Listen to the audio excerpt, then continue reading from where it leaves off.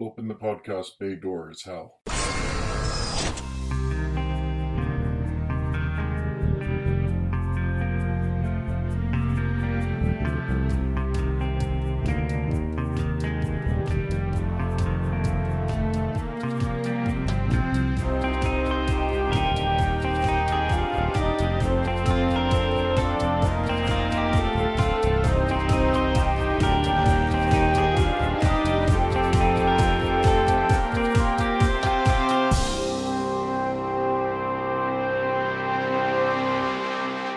Hello everyone, and welcome to episode 78 of Welcome to Geektown.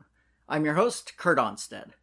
I've been a proud geek all my life, being into role-playing games, board games, sci-fi, fantasy, and especially superheroes and comics. And I want to help others join me in those pursuits, but I've found that sometimes people can get overwhelmed or feel left out because they don't already have what some consider the requisite knowledge to be considered a fan. And that's where Welcome to Geektown comes in. Here you can ask your questions without feeling like a gatekeeper is calling you out for not yet being fully versed in every aspect of your new interest. We're continuing our deep dive into WandaVision, as Joel and I discuss episode 4 of the show.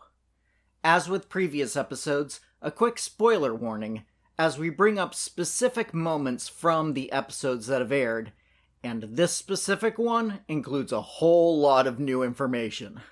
So, if you're trying to stay completely spoiler-free, come back to these discussions after you've finished the series.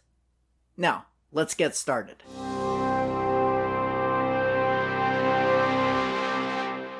Welcome back. We're doing another special episode of Welcome to Geektown where we're discussing the show WandaVision. Woo-hoo. We are up to episode 4. Where everything changes. What are you talking about? Nothing happened to this episode. This was a boring episode with no changes or events whatsoever. Did you notice the title of this episode? I did. I've forgotten it already, but I noticed it when it was on my screen, and it was like, okay, now we're going to the real world. It is, we interrupt this program. And they did. Yes. Unfortunately, because I go to Disney Plus at 12:01 on Friday and watch the episode when it comes out, I usually see it as episode 1, episode 2, episode 3, and then if you go back to it again later, they have names. Huh. They just put in placeholders when it first comes up. Let's see, we've had Tape Before a Live Studio Audience, was episode 1. Mm-hmm. Episode 2 was Don't Touch That Dial. Episode 3 was Now in Color. And now we're on We Interrupt This Program.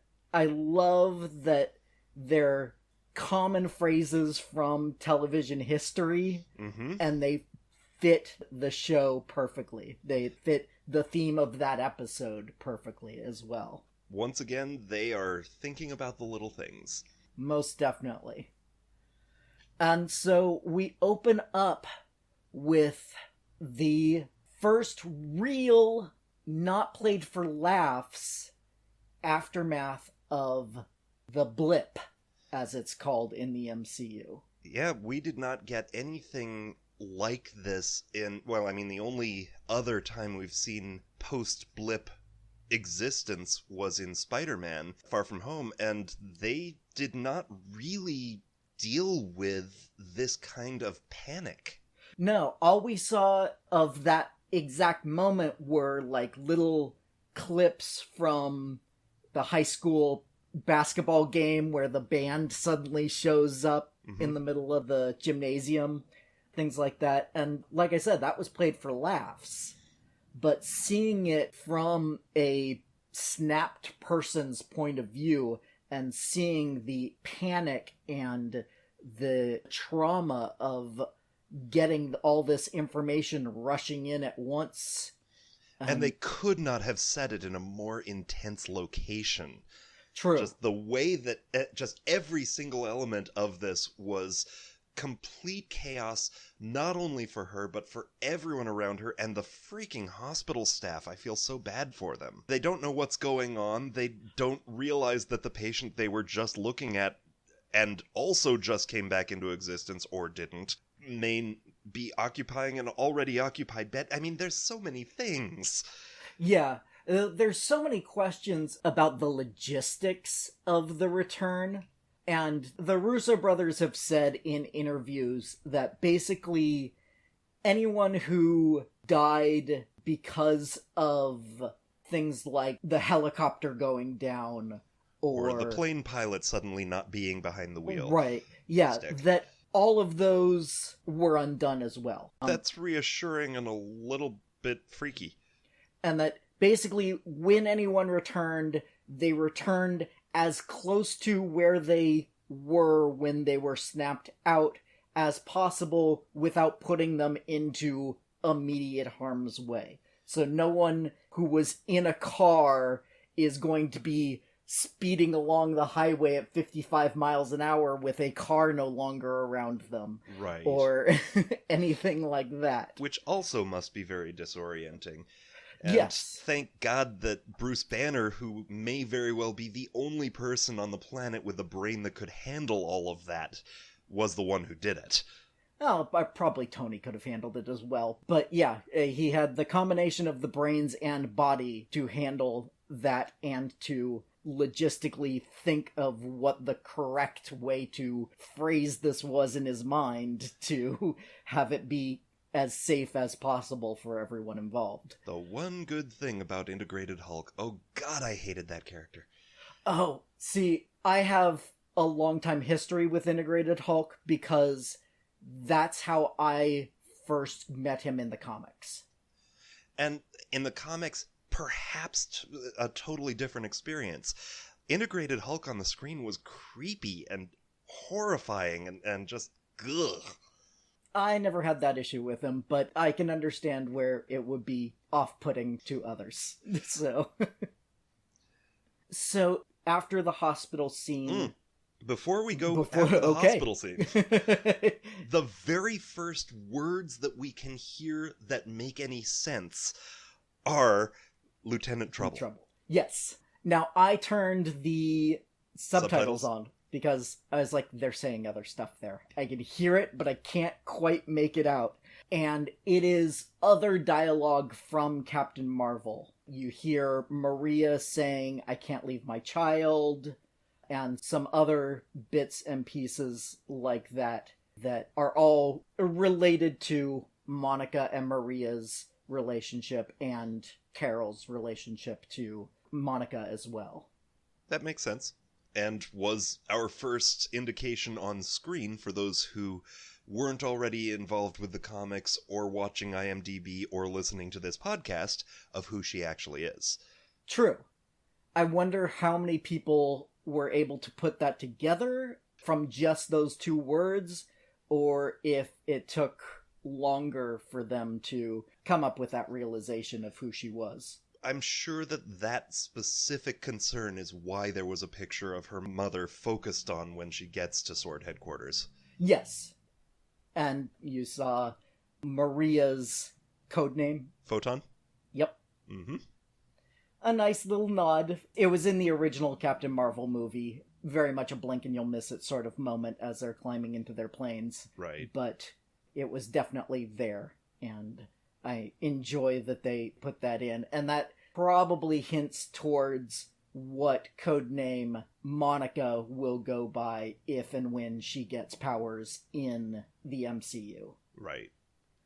Now, continuing on with Monica at Sword, we learn some things about Sword in this conversation between her and Tyler Hayward, who is a brand new character. There is no Marvel Comics equivalent to him that I could locate. So he is the acting director of Sword. One wonders how long he's been acting. Yeah, if the previous director died 3 years ago, that's a very long stint as acting director. That's true, but in the real world, the last president we had liked to have acting people and not have to go through Senate confirmations to have his people in charge at the various government agencies. So there is reasonable precedent for it. Well, I'm not sure I would say reasonable. Well, that's a Okay, different story. yes, there's there is precedent for it. Right. Whether or not that's reasonable is definitely up for debate. But not in this venue. No, probably not. But a few things I did notice is that there was a lot of talk about space. Yes. He says, you're on terrestrial missions only. Mm-hmm. The astronaut training program is basically defunct because they lost so many in the blip, and then the others lost their nerve. Right. And so it looks like Sword is much closer to its Marvel Comics counterpart than I originally assumed. Or at least it was 3 years ago. 5 years ago. Whatever. When it was founded, whenever that is. We don't get a real good timeline on that. Yet. True. We could get more information in the future. One hopes we will. But we don't know any of the things like when were they originally founded? What's their relationship, if any, to S.H.I.E.L.D.? Because in the comics, Sword was basically an offshoot of S.H.I.E.L.D. And it makes sense. Sword and S.H.I.E.L.D. Mm-hmm. It's a very fitting pair. Absolutely, and that, as was pointed out in numerous venues of how ridiculous the acronym of S.H.I.E.L.D. was when you had to say what it actually stood for, somebody was very specific about naming Sword if they were an offshoot of S.H.I.E.L.D. Oh, yes. Although it's also very fitting in that in the comics, their base basically looks like a giant sword. It looks like a big needle-shaped space station with a ring at one end to give it a hilt sort of look. And so they ran with the acronym. As many comics iterations of various things do. True. Sword currently, for those who are curious, is tied to the X-Men now. In the comics, it had always been run by a mutant named Agent Abigail Brand.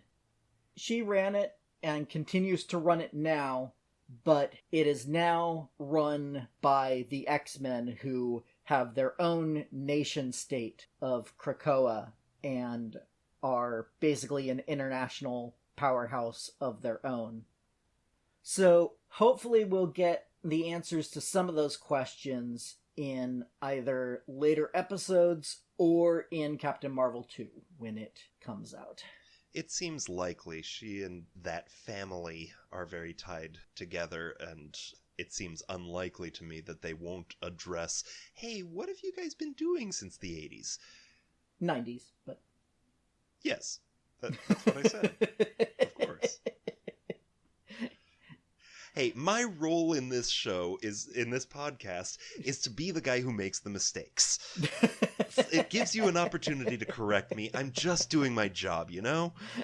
You're doing it real well, thanks. I try.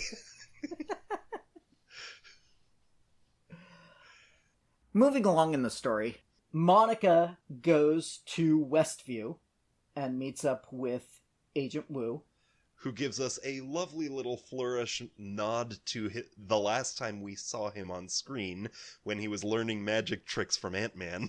Yes, that was so perfectly done, where if you watch Ant-Man and the Wasp, and then you watch this, you get this nice little arc, where he's like, how did you do it? Tell me, I want to know the secret. And then you get a scene of him trying to do it and failing miserably. And now here he is, successfully using 5 it years just later. Offhand. Because why not? Yeah. So, good job, Jimmy. Way to put in that practice. Yes. Let's go into Jimmy for a little bit. Jimmy Woo is an established character in the Marvel Comics. And I don't think I've actually touched on him specifically in previous episodes, but I have talked about the team that he runs. It is called The Agents of Atlas, Okay. and includes Asian or Asian American characters in the Marvel Universe, including, at various points, Amadeus Cho, who was one of the replacement Hulks, now goes by Brawn, Kamala Khan / Ms. Marvel, and he is a very long-standing character. He predates Fantastic Four. Wow. He was an FBI agent in a series called Yellow Claw. Okay, that's not problematic nowadays. No, not at all. Yeah, so it was a Fu Manchu type villain and dealt with the FBI's attempts to capture him. Interesting in that the series was named after the villain rather than the heroes who were trying to track him down and bring him to justice. Sure. Now, you said he runs this organization. Does he have powers? He does not have powers. He has been mystically rejuvenated back to a younger age because he was around in the 50s, and then we see him again a little bit in the 60s in the S.H.I.E.L.D. stories from Strange Tales. But then he doesn't really show up again until Agents of Atlas #1, where we learn a little bit more about his history, and he had a team called the Agents of Atlas in the 50s and 60s. That was a retcon that was consisted of some of the early Marvel characters, like Namora, who is Namor's cousin, and 3D Man, and some other unique characters, and then he gets rejuvenated in the modern times and creates a new Agents of Atlas team, which starts out with being the successor to the original 50s team, and even includes Namora again because she's still around, but then gets this new iteration with all Asian and Asian American characters that I talked about. And so he doesn't have any powers, but he is very well connected and is rich. So that's a power in and of itself. It very much is, as is shown many times over by various characters, most notably Batman. Yes. Now, once Monica meets Jimmy, we finally get to see the barrier. Did you notice the effect that they went for with that? The fact that it was kind of that when you get really close to an old TV set? Exactly. The barrier looks like it has the red, green, and blue pixels of a TV or a monitor. And I thought that was a really good choice to tie it into the theme of television and sitcoms and stuff, while at the same time it didn't look too much like a television that you just thought it's like a big TV screen just wrapped around it, but at the same time it definitely had that feeling about it. But before Monica gets pulled into that barrier, after the conversation with the Eastview police, yes, we pull out the drone copter. Yes. Boy, oh boy, were you right about that. I was very happy when I saw that. It even has the same number on it. It is Drone 57 on the one that she sends in and the one we see in the show. Awesome. So it's definitely the same drone, but the timing is so weird. I have so many questions about how this works between the real world and the sitcom world, and when things are happening, and how much is happening in the sitcom world, and all sorts of things like that. There are a lot of questions about that, but there is a line in the show that gives us a hint. Because Cho says that is not the boss lady I met yesterday.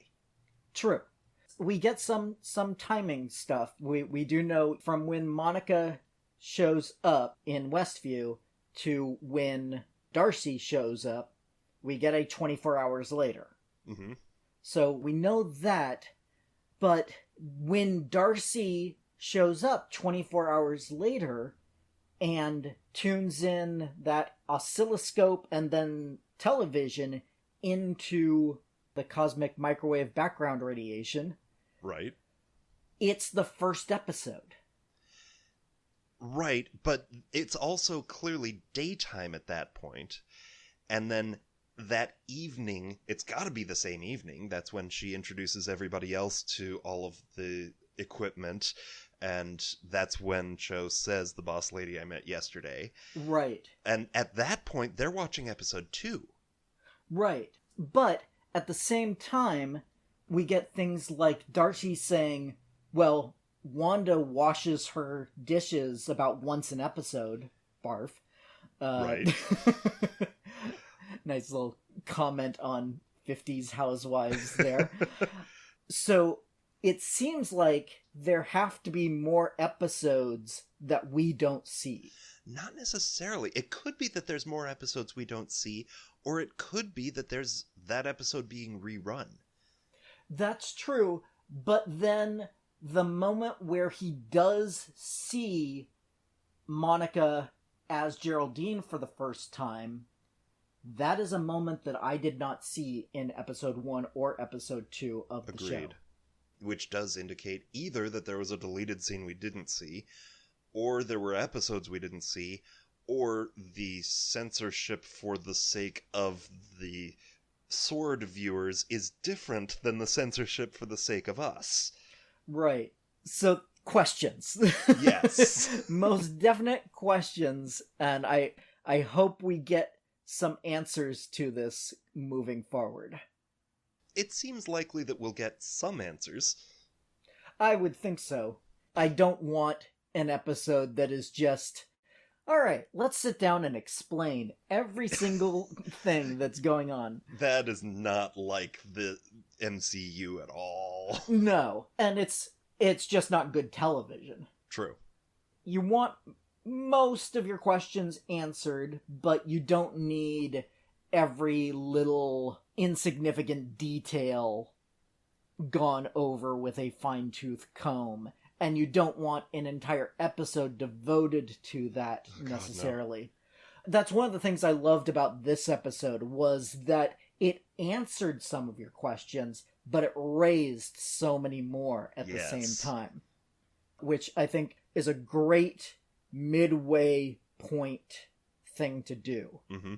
It's established some of these mysteries. We don't know exactly what's happening, but now we get kind of an outside perspective, and we get some answers, but they're raising so many other questions that they have to write them down on a whiteboard. That whiteboard made me so happy. So, what they wrote on the whiteboard. I freeze-framed. As did I. And so they wrote down some original things, and then they added some extra questions later. And they're all questions that many of us have been raising and theorizing on. As I've seen said on Twitter multiple occasions, is Sword is now all of us. Uh-huh. As they ask these questions. What was interesting is, written under what we know was amnesia 5 mile radius was one of them. So we did get the answer of who remembers and who doesn't. Mm-hmm. Because originally Monica said it was because we weren't far enough away, because we didn't have a personal connection. Why is that? And it looks like they've at least answered that in what they know. Which I imagine in the 24 or 48 hours worth of this episode, that was an interesting experiment of trial and error to figure out. That'd be a fun cutscene. Do you remember Westview? No. Do you remember Westview? Yes. Okay, dividing Draw line. the line. But what we don't know had some interesting questions. The very first one asked is, why hexagonal shapes? Yes. And then they added more later, which was, why sitcoms? Same time and space, and is Vision alive? Yeah. And if you looked to the left, there wasn't a lot other than the what we don't know that was visible on our screen.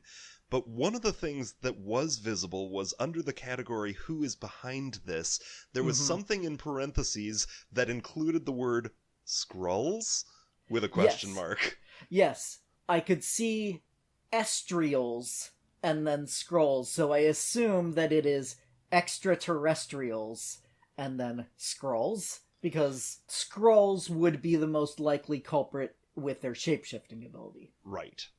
Although in the MCU, they seem to be the good guys, so why they would be behind it would be an interesting question.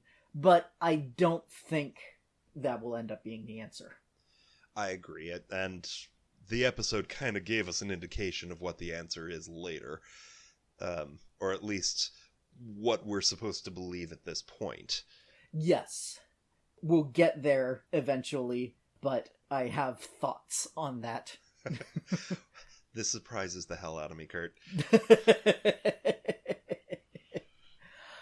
So, we learn who the Watcher was from the end of episode 1. Mm-hmm. It was Darcy, who, yay, she's back. And kicking ass. It is so great to see confidence from her. So great to see her being an expert in her field and just owning that room. Yeah. They never say, but I would assume that she is a non-blipped person. Because she feels like she has grown at least 5 years, 7 years, however long it's been since Thor the Dark World. Right, which at that point she was still an intern and now she is Dr. Lewis. Yes. So time has passed for her. Time has definitely passed for her and she has spent it wisely. Yeah. So I would assume that she, like I said, that she's non-blipped. It'd be great to get a database at some point that is basically yes, no. Did this person experience those 5 years, or were they blipped? I have no doubts that that database exists on a server at Marvel somewhere. Oh, I'm sure. And it may have a lot of blank spots as they make decisions, but... Yes, I was going to say, they probably didn't complete it, but it probably exists, and as they add to their history, they decide who experienced this and who did not. Yeah, there's got to be a continuity guru somewhere. Yeah. Especially with over 10 years worth of continuity to keep track of. Well, they've had a couple of people at the comic book, at Marvel Comics who have basically had the job of historian. And so, yeah, I imagine MCU historian is also at least an unofficial title, if not an official position, somewhere in Marvel Studios. It seems likely, because there are certainly geeks and fans who are analyzing every frame. Yes. Hello. So speaking of analyzing every frame. Yes. The whiteboard. In addition to the stuff that gets written up on there, we also get the various characters and what we know about them in their real lives and how they've interacted in the show. Mm-hmm. How closely were you able to look at those? Not very. Okay. I caught some stuff which was really interesting. The first thing I noticed was that Agnes never gets a real name. Okay. If you look, basically all the speaking cast from the show, it gets a dossier, and it says real name and character. And Agnes is the only one whose real name is blank. Which I think continues to point towards her being Agatha Harkness and being a more important part of this story than the rest of the Westview town. Right. Herb does get a real name, John Collins, which means the high evolutionary discussion we had last week was a red herring, as I kind of suspected it was, but I brought it up anyway just to cover my bases. It was a fun theory. It was a fun theory, and the high evolutionary and Wanda's history with them is an interesting aspect to her, the comics version of the character. Mm-hmm. And they at least made reference to it in those opening credits of episode 2, as we talked about. So it was possible, but not likely to be the real thing in the show. And then everyone had an occurrence 1 and an occurrence 2. Agnes even had an occurrence 3. And those were basically just recaps of what they did in the episodes. Okay. So those didn't really add any information, but all of them have on the dossier a section for notes. And Norm's notes were filled out and had this, which I will read now word for word what it says. All right. So Norm's real name is Abhilash Tandon. And the notes say, Abhilash expresses concern for his father and sister. This information was obtained when Vision awakened him. Is Wanda controlling a whole town? Physical safety of residents is now in question. When Vision releases him, Abhilash becomes Norm again. What? Yeah, I didn't remember that from any of the episodes. I guess there's stuff we haven't seen. So, that is probably a deleted scene. And I wonder where that would fit in. I haven't the foggiest. That's kind of neat. My guess would be that would happen in episode 2 somewhere. You know what? I bet I know exactly where it takes place. When's that? I bet there's a scene where Vision runs into Norm before the Neighborhood Watch meeting. Either before he and Wanda rehearse, or after he and Wanda rehearse, but before he arrives at the meeting. Because that's also where he could learn that Norm is a communist. Oh, that's right. Because that was most definitely a out-of-nowhere kind of comment. Yes.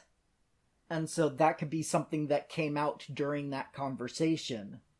That Vision kind of half remembers and is like, hey, I have some top secret information. Interesting that that piece of information wasn't on his dossier. Yeah. It's not as important these days. Yeah, he has a sister. Or maybe he said he was a socialist Democrat, and Vision reinterpreted it as communist. But in today's world, they're like, that's his political affiliation. That's not. Right. So I'm really hoping that when this is over, we get some deleted scenes, and we already talked about hoping for behind the scenes stuff. Right. But deleted scenes would be awesome to get. So this episode ran for 34 minutes, I believe it was. Sounds right. I read that the first 2 episodes are half an hour and that the other episodes are of varying lengths. I saw that as well. I really think this could have been a longer episode. I agree with that, although I think that it was effectively tight. I didn't feel rushed at any point. I didn't feel, this was too short. I felt it could have been fleshed out a little bit. There could have been more to it. But I didn't feel like anything was particularly missing. I would agree with that. Although I do think that we could have gotten a little bit to see more of how much of the show are they seeing. I think we could have gotten a little bit more to get some answers of, are there just these 3 episodes so far and they're rerunning? Or is there an entire season of each version of the show? It could be the only episodes that they're showing us in completion are the ones where reality breaks. That would make sense. Because it does indicate that this is just their life. Right. So it could easily be 3 seasons. Back in those days, a season was 25 to 30 episodes. That could easily cover the 24 hours or so of watching that they've been doing. Right. At the same time, it's entirely possible that they go to sleep and the air turns dead for a while. True. So I'm really hoping we'll get more answers coming up soon. But Yes. At the same time, I want to go back to the sitcom world as well. Yeah. Especially now that there's a lot more clarity on what's actually happening. Yes. So, where do we want to go next? Well, chronologically, the next thing that we haven't talked about is poor Agent Franklin. Yes. Okay. That was another one where the timing of things, when he originally goes down versus when he gets to the barrier, that's really weird. And again, we don't know how many episodes we missed between when he originally went down and how long it took him to get to the barrier. It seems like they would have put him reasonably close to it. Well, if it's a 5-mile radius from the center of town, he's got to crawl through 5 miles worth of sewage pipes, assuming it's a straight shot. Yeah, I guess it could easily take that long. But at the same time, the episode in which Wanda found the helicopter drone thing was the same episode in which Franklin came out of the sewer. Right. And what I found interesting was I went back to episode 2, and the booms are now explained as not necessarily being the tree, but the various drones entering the world. Yeah, because we see multiple drones going through when we get the outside view, but we only see the one drone show up, and it's the first drone that got sent through. Yeah, time is weird. Time is very, very different in that world than it is in ours. So yeah, Agent Franklin goes down, and I love the translation when he goes through the barrier. He goes from the hazmat suit to the beekeeping. To the beekeeper suit, and he's a beekeeper, so obviously there's going to be bees. Of course there are. And then the tether turning into the jump rope. I love that. I love that the plastic jump rope with I saw that and was like, oh wow, there's my childhood. Yes. You don't see those anymore, do you? Well, I mean, that's you're the because one with they injured everyone. I was gonna say, you're the one with a child. Did Aiden oh God, ever? No. No one sells those things anymore. Every joint on that thing was a hazard. Yeah, pinching hazard, whipping hazard. It was a dangerous piece of machinery to give to a small child. Yes, and we all had them. Yep. So the rope gets pulled back into the prime reality. And stays jump rope. Yes. Which makes sense because we saw Monica come back through this reality and she stayed in her 70s outfit. Yeah. And her hair and makeup and all that was still the same. So it does make sense, but does that mean if Vision leaves, he's still alive? Is he still alive now? Well, I mean, we see what she sees until she puts the glamour back on him. But he at least shows sentience. Yes. And independence. He yes. is clearly doubting things. Right. He has his own thoughts, his own feelings.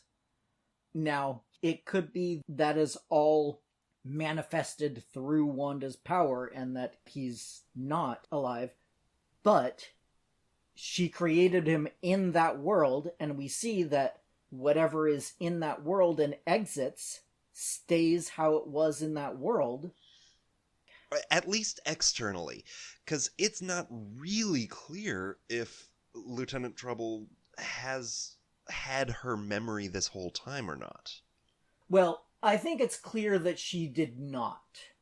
I think it's clear that she, at the very least, when she first got translated into the world, that she was changed into Geraldine. Yeah, there were a couple of times in a couple of episodes when she hesitates on her own identity. Going back for a sec, one last thing with Agent Franklin. Wanda says no. In episode 2, we get the rewind effect. Mm-hmm. In this episode, we don't see what happened to Agent Franklin. That's what I was going to bring up. That's why I called him Poor Agent Franklin. I want to know what happened to this poor guy. Yeah. He didn't get expelled because we don't see him on the outside world. If he showed up in the same condition as Monica, but underground with no one seeing it, then perhaps he'll show up later or not. Yeah. But yes, poor Agent Franklin. His outcome is still a mystery, but it is probably not good. Yeah. I did find it interesting when he came out of the sewer in this episode, there was color until there wasn't. Yeah, the fade to black and white was very interesting. My feeling is that we are basically seeing things from his point of view. Mm-hmm. And that he didn't change to black and white until he was observed by Wanda. Mm-hmm. So, you briefly mentioned it earlier, but the show, as it's being shown to whoever's tuning in this case the SWORD team, is being censored. And it's specifically censoring the moments where reality breaks. Yes. Whoever set it up specifically to be observed. Right. And that's incredibly obvious from the fact that episode 1 is the first episode that SWORD gets to see. Mm-hmm. That first episode is obviously the first episode of that series. You know, we get so much exposition in that first episode. That can't be anything but the pilot. Well, yeah, it very specifically mentioned in several ways that they just moved in. Right, exactly. It's setting up the status quo. And the town has been under this force field for at least 48 hours. Because time for Jimmy to try to contact his witness protection agency, the person that started this investigation. So from there, he has to do that, contact all of his known associates, that sort of thing, decide to fly out from Oakland to New Jersey, book a flight, get out there, investigate, call SWORD, have SWORD send another agent out to Westview with their equipment, and then 24 hours from when Monica disappears to when Darcy shows up. So that's the bare minimum amount of time from when the force field went up around Westview to when somebody starts watching, and when they start watching, they're watching episode 1. If we go under the assumption that all of this is Wanda, right, there's also a maximum amount of time. Because when Monica comes into S.W.O.R.D., it is mentioned that it's been 3 days since the blip. It's only been 3 days. Days? Weeks? I thought it was days. I could be wrong on that. I often am, especially in this show. But the director says it's been 3 units of time, and you're the first one back. They made a point to point out how long it's been since the blip until she gets there and receives the assignment to go to New Jersey. So if it's 3 days to get from the blip to receiving the assignment, and then probably the next morning she's driving in and gets put on the assignment, or gets put into the show, and then that night is when when S.W.O.R.D. starts seeing the show. That's 4 days. 3.5, 4 days. Quick note from Kurt of the future. It's actually 3 weeks, not 3 days, so adjust that timeline accordingly. So there is a very short amount of time between the end of Endgame and the beginning of this show. Mm-hmm. So, do you have any thoughts on who's censoring the show? At the moment, we're supposed to believe that it's Wanda. And based on her response to Monica understanding who Ultron was, it's very reasonable to assume that. It was nice getting that scene between Wanda and Monica that we did not see in episode 3. Yes. Where Wanda uses her actual powers. There's no red smoke. There's no bewitched jump cuts or anything like that. It is Wanda using her powers as she has been shown to use them in the Prime MCU. And she just boots Monica right out. And we get that scene that I talked about last episode where we actually see Monica flying through the air. And through walls and fences and buildings. And yeah. And wow, they did not hold back on that effect. And then through the barrier out into the real world again. And then Wanda immediately repairs all the damage that she's done and puts things right back to how they were so that no one will suspect anything unusual. Right. So it very much looks like Wanda is in charge from what we've seen, but I think there's got to be more to it than that. This is using a little bit of meta knowledge, of course. Sure. But the fact that we're on episode 4 of 9, rather than, like, say, 7 of 9. That's a different show. Yeah, but I had to make the reference. Of course you did. But the fact that we're on episode 4 of 9 means that there's a lot to go. There's a lot to go, and there's more twists to come. And the fact that we didn't get Agnes's real name and other things like that, I still think that Agatha Harkness is involved and that this is going to end up being related to Mephisto or some devil equivalent in the end. Another bit I have to support this is at the end of the episode, Monica gets expelled out and she says, "It's Wanda. It's all Wanda." Then we cut to the baby. This is something that filmmakers will do, and comic book teams will do as well, is you say one thing, and then you cut to another, and the other thing you cut to is what's really going on. Right. And so, I think when she says, "It's Wanda, it's all Wanda," and then instead of cutting to Wanda going and looking at the baby, we cut to the baby itself, and then pull out to Wanda picking the baby up. I think that is a clue that the babies are involved. That's entirely possible. And there's so many questions. So many questions. We've been talking for a few weeks about this now.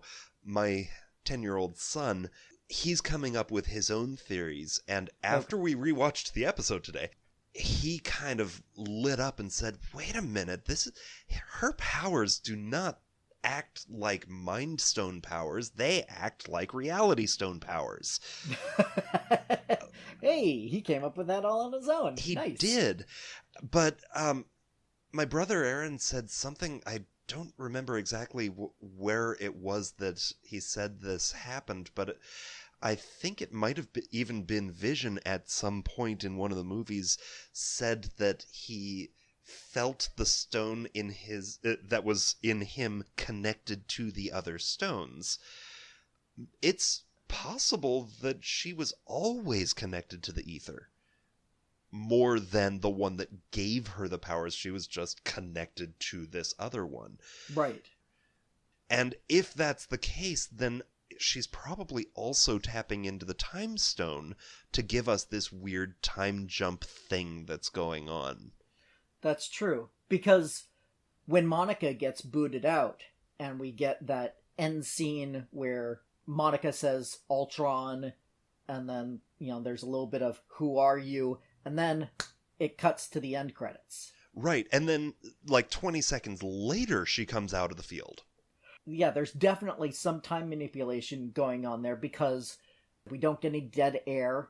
It just immediately cuts to the end credits, and we know that there's at least like 2 or 3 minutes of conversation before they sit down on the couch and watch TV together, which is where the end credits are. Right. And speaking of that conversation, let's talk about Vision. Oh, let's. Ooh, man. Did you jump like I did when it cut to him grayed out? I really did, but the second watch, he's grayed out the moment he walks in the door. Yes, but if you go back to episode 3, and that same exact moment is as we see it originally, he's not. He's fine. Which, again, the censoring would make that change. Right. But the fact that, well, first off, Dead Vision is really grayed out. And, oh my goodness, that was a moment. But it not just explains, but there is a huge contrast between Dead Vision coloration and WandaVision live vision coloration. And we talked about the colors of the episode last week when everything was vivid, especially, you mentioned very particularly Vision's eyes. And it makes sense that Wanda would really turn up the gain on his colors if the alternative is seeing him like that. Yeah, the saturation. If the alternative is even thinking about the version that we just saw. Right.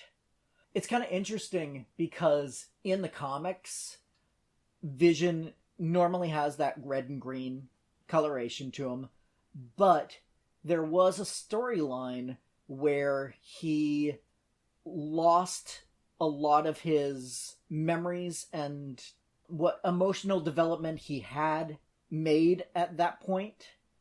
And when they reboot him, basically, when he goes through that change, he is all white. And so for a while, the Vision costume is just straight white, with like little lines to illustrate the various shapes and such, but it is all one flat color. And when I first saw Infinity War, I thought that they were kind of making reference to that, and maybe they could rebuild Vision, but he would end up being grayed out or white. But that seems less likely now. Right. Seeing him all grayed out with that big divot where the Mind Stone was forcibly ripped out of his head. Yeah. It was really disturbing, and really raises a lot of questions about, is Vision alive, or is he just being, an animatronic? Yes. the expression on his face, even with that coloration, he is so clearly of his own. He is not being controlled by her. Right. And her reaction, does she know that that's what he really is? Or is she deluding herself? Or some kind of mixture of the two. It's possible. I got the impression that she had just finished repairing the world. Right. And had kind of lost track of things. And she had lost some concentration, and she wasn't focusing on vision enough, basically. Mm-hmm. And so he lost his colorization. He lost his glamour. As you put it. Yeah. But that makes you wonder, how much of this is she consciously controlling? Obviously, she has some control over this universe. Right. We see that when she boots Monica out and repairs things back to normal. But is she in complete control or not? Is she the full cause? Again, my theory still holds that we're going to get some magic behind this. And then at the end of that conversation, Vision suggests that they go somewhere else. Again, giving him his own agency. But Wanda says, no, we can't. Which does raise the question of, as you say, what happens if he leaves? Right. What happens if he leaves, and is she trapped there just like all the other residents are?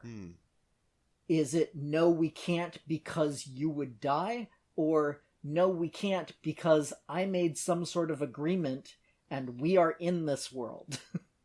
Or, something like that. I mean, if she made some sort of literal deal with the devil to say, I'll give you Vision back, but you're going to be stuck in the sitcom world. Until such time as we can take your kids. Right, exactly. Then that would be a literal, we can't. Mm-hmm. And it could be that it's entirely possible that she has suffered a psychotic break. Oh, I don't think there's any question of that. Well, but, I mean, if she has a sectioned off part of her mind that understands what reality actually is, and the rest of her mind is of this sitcom world, then the one that knows reality could just be enforcing, no, you can't leave. This is where you want to be, damn it. Yeah. This show is dealing with trauma in various ways. Mm-hmm. Wanda's dealing with the death of her brother and Vision in a short time. I don't know that it was necessarily a short time. Pietro died way, way back in Age of Ultron. It's about 2 years.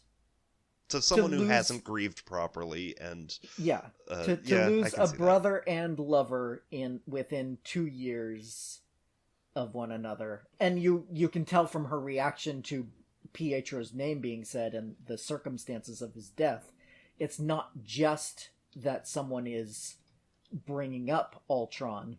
She is still dealing with her brother's death in that moment.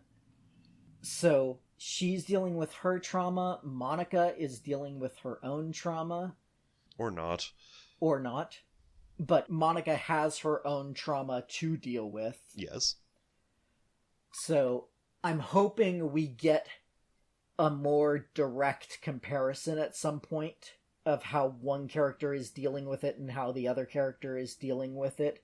And that might help bring about some sort of resolution. Mm-hmm.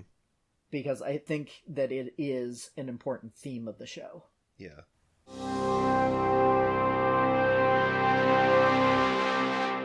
Joel and I wrapped up our conversation soon after that, and this seems like a good place to end the show. Episode 5 of WandaVision will release just a few hours after this podcast does, and Joel and I will continue our discussion next week. But if you have anything you'd like to add to the conversation, please send in your questions and comments via email to welcometogeektown, all spelled out, at gmail.com. Or go to the website, welcome to, number 2 in this case, geektown.com, and click the Submit a Question link if you'd prefer to remain anonymous. Other contact options include facebook.com/welcometogeektown or Twitter @geektownpodcast. Also, if you'd like to support the show directly, come join the Patreon at patreon.com/welcometogeektown for just $1 per month to get access to full scripts of the shows, outtakes, and a monthly shoutout. Also, you can help the show grow by subscribing and giving a 5-star review over on Apple Podcasts to join the Geektown City Council, which helps other people find the show so we can all tell them, Welcome to Geektown. Population? Us. Welcome to Geektown is written, narrated, edited, and produced by me, Kurt Onstead. Theme music is by Aaron Levitz, logo art by Archie Santana. All other sound clips are the copyrighted material of their respective owners, and no infringement is intended, falling under fair use.